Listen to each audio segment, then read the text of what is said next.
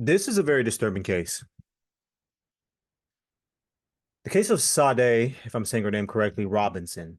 Okay. And this individual here, this individual to the right.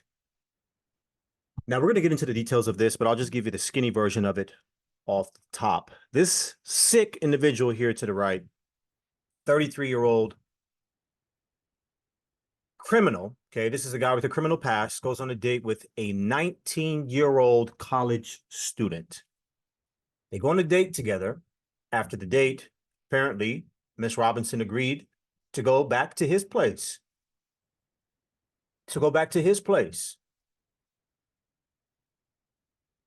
And doesn't make it out of there alive. This woman gets dismembered by this individual here. I got a lot of questions, but we're going to go through this article together and get some answers. Okay, so Sade Robinson, okay, a Milwaukee man, Maxwell Anderson, charged after human remains found. Incredible story. So this individual, a Milwaukee man, was charged on Friday in connection to the death of 19-year-old Sade Robinson, who went missing April 1st, okay? Anderson, 33 years of age, was arrested April 4th after a traffic stop. Anderson was then identified as a person of interest in the missing person case that involved Robinson, okay? Anderson is being charged with the following: first-degree intentional homicide, mutilating a corpse, arson of property other than a building. Okay, so this is disturbing here. Around 5:29 p.m. on April 3rd, Milwaukee County 911 dispatch received a call reporting a severed leg. So someone saw Miss Robinson's leg. It was located near the golf course at Warrington Park, and the leg was amputated from the hip down. The leg was of a female who was African American, Milwaukee police said during a press conference.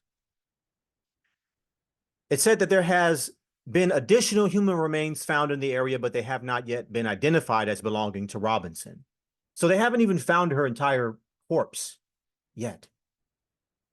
At a joint press conference Friday morning with the Milwaukee County Sheriff's Office, the Milwaukee Police Department officials said a search for remains continues and an investigation into a motive remains active. Okay, the police department does not know the relationship between Anderson and Robinson, but does believe the two met at Robinson's place of employment.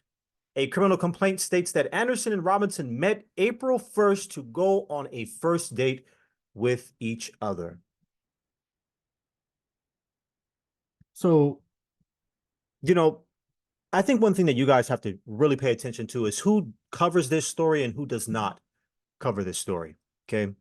There's this community of people online, women, African-American women, who call themselves divestors, the divestment community. And I wonder if any of them will cover this story. It is tragic anytime a Black woman dies. Okay. But to hear that someone on a first date would dismember a 19-year-old young lady is incredibly disturbing. Incredibly disturbing. And when you look, and I'm going to get back to the article, but when you just look at this individual, you have to ask yourself, what did this woman, Miss Robinson, see in this individual? First of all, and as we read the article, we're going to read more about it. I understand, and we're going to see the truth on this. I understand that he used to work there as well, right? So this is probably some coworker who had a crush on her. A crush. Let's be specific here. He wanted to crush. Okay, that's what he wanted. And she gave this man opportunity, space, etc., to explore that. So what do we think happened here, right? But before we even get to that, what could she have seen in him? This is my question. Are we at a point in place in our existence as African-American people in America to where our 19-year-old beautiful college-educated daughters see any type of a future with individuals who look like this 33-year-old criminals, 33-year-old Caucasian men with criminal backgrounds? Are you serious? This is a major L for our communities, but this is just this is a sign that something is very wrong in some African Americans women's estimation and view of themselves. What this tells me is that this young lady did not have the correct level of self-esteem. Because if she had a decent enough level, a healthy level, even a healthy level of self-esteem, there's no way she would have wanted to explore any type of romantic relationship with an individual such as this. And you might say, am I saying that because he's white? No, you're just saying that because no. That is a part of it. I ain't gonna cap. But we're talking about he's 33, he's white, he's working at some pizza place, and he's got a criminal background. And you're 19, you got the whole world ahead of you. What in God's green earth do you see in this? And then to go back to his place. What do you think was going on through this man's mind? This is what women don't understand. This individual is a predator. You don't dismember people unless you're a predator. It's like, okay, well, oh, she says no. He wants to have sex, and she's like, hell no, right? This is great. I'm enjoying the date, everything, etc. But no, she's not opening her legs to you. And he probably snapped. He probably lost his mind. Called her all types of, excuse my language, words that start with N and end with R and start with B and end with S's. And went and snapped on her. Let's get back to this article. This is insane. And I also want to see how they cover this story and how they talk about him. Because if the roles were reversed and a young 19-year-old beautiful college-educated white girl goes on a first date with a 33-year-old criminal black male, y'all know how the media would have drugged him. But let's see how they do here. Our thoughts and prayers go out to the Robinson family. Most definitely. Friends and the Milwaukee community who have embraced this family. We're sorry for your loss, said the Milwaukee County Sheriff Department. Okay. Now, here she is again. Beautiful, beautiful young lady. Born in Vicksburg, Mississippi. Oh, Lord, have mercy. She from Mississippi. Insane. Sade Carleena Robinson moved to Milwaukee with her mother, Sheena Scarsborough, before she turned 2. She split her time between here in Florida, where her father, Carlos Robinson, lives. Scarsborough police told the Milwaukee Journal Sentinel she and Robinson's father never married, but tried their best to co-parent. Lord have mercy. She from Mississippi. Her mama should have warned her. After splitting her time between both parents in 2019, Robinson decided to return to Milwaukee to live with her mother again. Scarsborough was always impressed by her daughter's determination, like when she graduated from high school a semester early after moving from Florida. She recalled her surprise when Robinson asked to be driven to a job interview, something Scarborough didn't know was even in the works. So notice here it says that she decided at some point to just live with her mother in Milwaukee. So this is absolutely destroying her father, right? Because he couldn't be there to protect her. We don't know what type of influence he had on her, but he at least had some level of influence on her. But he's sick right now. He's sick. Robinson worked at a pizza shuttle on Milwaukee's east side as a cashier, where she was a favorite among coworkers and customers alike, a manager told the newspaper. Insane. Robinson was only a month away from finishing her associate degree in criminal justice, of all things, at Milwaukee Area Technical College. Scarborough said her daughter was still figuring out her next steps, but was looking at joining the U.S. Air Force. Bright young lady. Bright. The family has other veterans, with Robinson's grandfather, a retired U.S. Navy veteran, and her uncle, a U.S. Army veteran. This makes this even more hard for me to deal with, is that you're talking about the grandbaby of people who served this country. These are good people. These are good people. And your grandbaby, oh God. Robinson recently has had gotten a passport and planned well with her money, self-funding trips to Jamaica and Atlanta at 19. The family is tight-knit, Scarborough said, texting frequently and having groups on the family tracking app Life 360. Robinson's last location on the app has been a source for searches. Scarborough said she was a standout older sister, even getting her little sister Adriana a job at Wisconsin Club, where Robinson worked a second job and often picked her sister up for work. She lived in a small bachelorette apartment, and her grandmother Linda would often visit her, where Robinson loved to cook seafood for her. Her whole life was so ahead of her. She was so amazing, so beautiful, such a beautiful angel. Everything, everywhere she went, people just admired my baby. Until she met this guy. Look at this. What did Shorty see in this? I'm confused. What did Shorty see in this individual? Look at her family. Crushed. Her mother. Okay. Okay. So here's the timeline of the day Sade Robinson disappeared. Robinson met with Anderson the evening of April 1st for a date at Anderson's former job. At Anderson's former job, okay? So I guess she met him where he worked. Interesting, okay? So they went on a date where he worked. And then he kills her? This doesn't make any kind of sense. This is not a well thought out date either. So, oh, Lord have mercy. From a complaint obtained by the Milwaukee Journal Sentinel, the following events occurred. 4:14 p.m. Robinson sends text messages to a phone number later determined to be Anderson. The two arranged to meet at Twisted Fisherman's Restaurant for dinner. Anderson mentioned he needs to pick up a W-2 from there since he used to work there. Okay, so he jobless or he got a new job or something, but he used to work there. So she meets with him at the restaurant, and the two have food and drinks at the bar. This is 5:20. Anderson arrived first and told the bartender he was there for a first date. Staff later repeat this to investigators and confirm that Anderson used to work there. Not a very well thought out first date.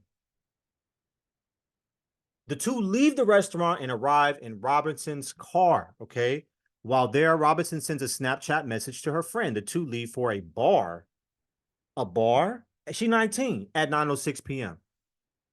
So this is weird because you're not sitting in a car for 3 hours, right? It says they arrive in Robinson's car. What? Something happened here. Something's going on here. What that is, I don't know. But you're not in a person's car for 3 hours, 2.5 hours in a car. What y'all doing? Talking for 2.5 hours. This is weird. Robinson's phone is located in the area of Anderson's home, 9:24 p.m. Robinson's phone is located in the area of Anderson's home. Surveillance video shows two human figures arriving at the house in the night. So they don't say exactly. I guess they're trying to say that 9:24 p.m. they get to his house. Okay, and it says here that they leave the bar at 9:06 p.m. Okay. So maybe the restaurant has a bar. Oh, and as they're saying here, 5:20, the bartender was there. So they were at his place of work, what, until 6:30? That's weird. But then it says they leave the bar at 9:06. I'm not sure what they're saying here exactly. But nonetheless, 9:24, Robinson's phone is at Anderson's home. So after the bar, they go to his place. Okay, and then surveillance video shows two human figures arriving at the house in the night. Okay, and geez, I think that is the end of the article as far as that goes. Now, what happens after that, they don't say. But we can only imagine, right, what this young lady went through. They found her dismembered, right? So, gosh, a first date with a 19-year-old, he takes this girl to a bar. This guy, had a couple of drinks, and then they go back to his place. So he's drinking. She can't even drink. She ain't even old enough to drink. And then it's like, yo, let's go back to my place.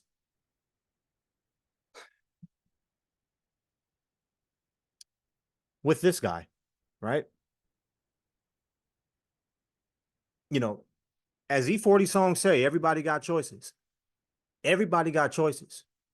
And unfortunately, this young lady's choice led her to her demise, to her downfall, by going on a date with a monster. Now, what type of criminal record this guy has, and it didn't even talk about it in this article, but I would like to see if I can find something quickly on this guy's. See if we can find something by chance. So here it is. Look at this guy. What? Look at this individual. Oh my God. Hold up. So here we have his criminal record, 2014. Look at this guy. What does she see in him? But let's read it. 2014, disorderly conduct. Disorderly conduct, a misdemeanor. 2015, a year later, disorderly conduct, domestic abuse, criminal damages to a property, Class A misdemeanor, intimidating a witness. Just a bad guy. Disorderly conduct again, 2019. So he's just got a criminal record. Let's see what Channel 5 says about this guy, because that last news article was very friendly to him. For what reason? I wonder why. Let's listen. If it'll play. Elevate your look with Wisconsin Vision. Affordable luxury in every necessity for some, but suitable for every new style. We're gonna mute that and let that play. Can't even skip this ad. These ads are crazy nowadays, ain't they? But ads get people paid. Yeah, they do. All right, here we go.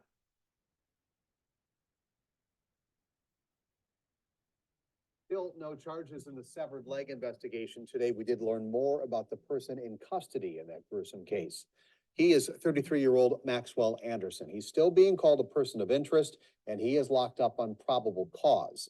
Investigators have found 4 body parts across 3 different locations across Milwaukee. The one in Warnemont Park, the only one confirmed to be connected to Maxwell. During a search last night, officials say a search team found new discoveries in Warnemont Park. Still not exactly clear what they discovered. Meanwhile, search crews back out today looking for 19-year-old Sade Robinson. She's been missing since April 1st. The next day, her car was found burned out near 30th in Lisbon, not far from where some of those human remains have been found. Investigators are still not linking Sade's disappearance to Maxwell Anderson or to any of the human body parts. Megan Lee, though, digging into Max. I'm going to continue this, but I just want to comment. Do y'all notice how they are defending this guy? Like you notice how they're not even leaning towards him being the person responsible. This guy's like, I just want to clarify that there is not any link between. What? Like there is seriously something wrong with the way that they're covering this. And I'm not saying that they should cover it and presume this guy to be guilty. But I'm saying that you have to, like, at some point it makes you wonder, does this guy give a damn? And I don't want to hear people talk about it based on what they think or whatever. I want people to actually listen to the way he describes this situation. And I want you to understand that this man is basically presuming that this individual who is a person of interest is basically innocent. And I just wanted to clarify that he's not connected. Listen to it. Listen to his tone. And I'm saying this because if the roles were reversed, and if this was a 33-year-old black guy and a 19-year-old black girl missing, do you think they would go through that much effort to sit up here and make it seem like the black guy is innocent? Let's listen. Let's play it again. I'm going to just play it. It's insane. Charges in the severed leg investigation. Today, we did learn more about the person in custody in that gruesome case. He is 33-year-old Maxwell Anderson. He's still being called a person of interest, and he is locked up on probable cause. Investigators have found 4 body parts across 3 different locations across Milwaukee. The one in Warnemont Park, the only one confirmed to be connected to Maxwell. During a search last night, officials say a search team found new discoveries in Warnemont Park. Still not exactly clear what they discovered. Meanwhile, search crews back out today looking for 19-year-old Sade Robinson. She's been missing since April 1st. The next day, her car was found burned out near 30th and Lisbon, not far from where some of those human remains have been found. Investigators are still not linking Sade's disappearance to Maxwell Anderson or to any of the human body parts. Megan Lee, though, digging into Maxwell's past. She joins us live from downtown with what you've been able to find out today. Megan. My goodness. Yeah, Steve, ever since we found out that Maxwell Anderson was a person of interest in the severed leg investigation, we've been digging in deeper, trying to find out who Anderson is. I mean, today I learned that he did work at Duke's on Water as well as some other bars in the area, and he used to frequent this area a lot. We also dug into his criminal history. 33-year-old Maxwell Anderson is in custody as a person of interest in the severed leg found in Cudahy April 2nd.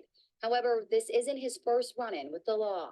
Court records show Anderson has a history of disorderly conduct. In a 5-year span from 2014 to 2019, the Milwaukee man pleaded guilty to 3 separate counts of disorderly conduct, as well as criminal damage to property and intimidating a witness.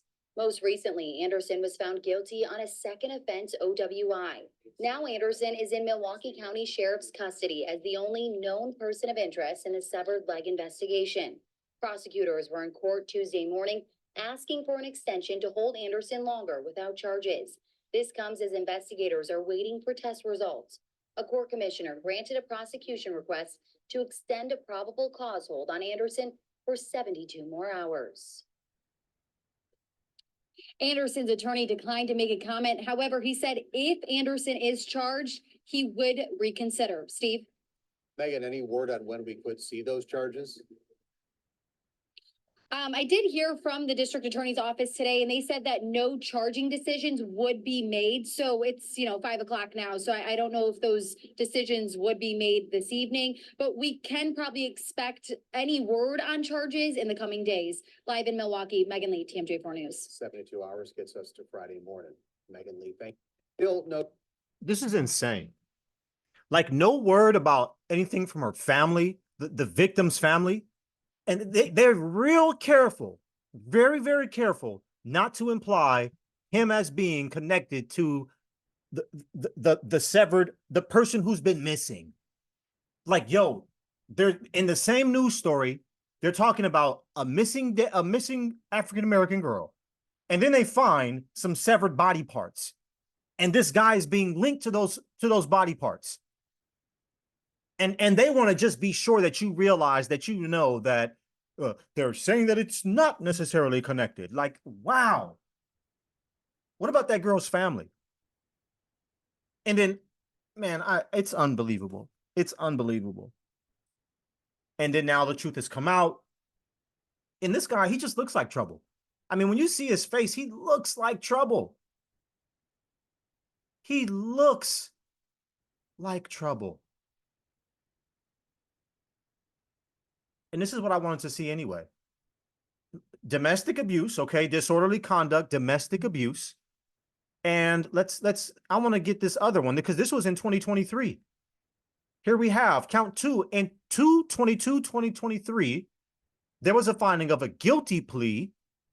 Okay, House of Correction imposed DOT license revoked. Ignition interlock. What the heck is this guy being charged with? Misdemeanor driving a motor vehicle under the influence. Okay, operating with prohibited alcohol concentration. So DUI, I guess this is what it may be, but it could be something else. This guy works at a bar. So there's no telling. Maybe he gave this girl a date rape drug. We don't know. The question is this: where do y'all think she met this guy at? Probably on one of these dating apps. Probably on one of these dating apps. And y'all don't know. And this young lady has no idea who she's dealing with. No idea who she's dealing with. But when you got, and I'm just going to be honest, when you got the complexion for protection, this is the guy. She says yes to a date with this guy.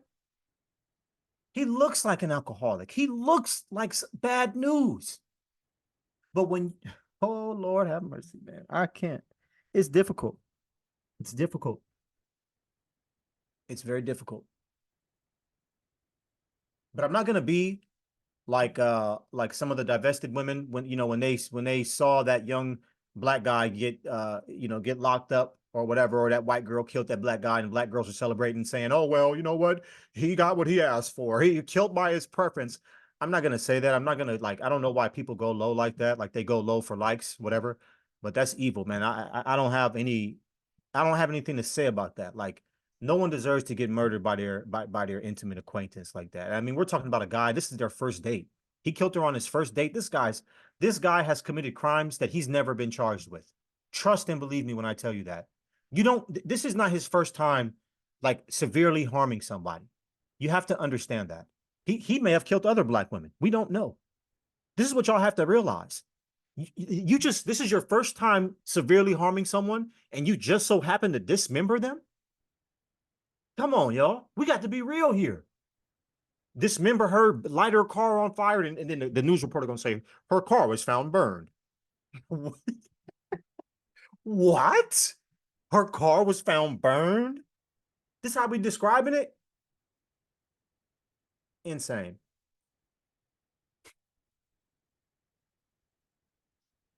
I would love to hear your thoughts on this topic of discussion.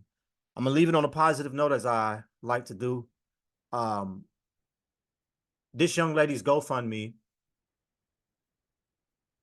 was established, and let's see if I can find this. If y'all would like to volunteer for this, you can see that they've surpassed their goal, but you all do have still the option to donate for this young lady. Was born in 2004. Insane. Insane. Family, we got to do better. Ain't no way you young ladies should be going back to a man's house after a first date. You don't know what you're getting yourself into. And when I say this, I literally mean this. That man may kill you. He may date, rape, drug, and kill you. You don't know anything about his background. It sound good. Everything that sound good ain't good. And if a man really love you and really want to be with you like that, he gonna, guess what he gonna do? He gonna respect you, honey. He gonna respect you. Believe me when I tell you, he gonna show you respect. Ladies, when you start feeling the vibe, and you better be aware, I'm talking about, man, I said in other videos and I'll say it again, y'all better understand that the Holy Spirit of God is real. When you start getting a feeling, if you start getting a sixth sense, or you got a certain type of intuition about a situation, you better take heed of that. And don't let somebody sweet talk you or talk you out your life. You better obey the Spirit, what your premonition or what your intuition is telling you. Because you could also be on the GoFundMe. It happens more often than I like to even talk about. But we have to talk about these cases so that what? Women can make better decisions. And so that men can know as well too that the antics ain't gonna fly. You're gonna have to deal with the consequences of what you've done. You're gonna have to.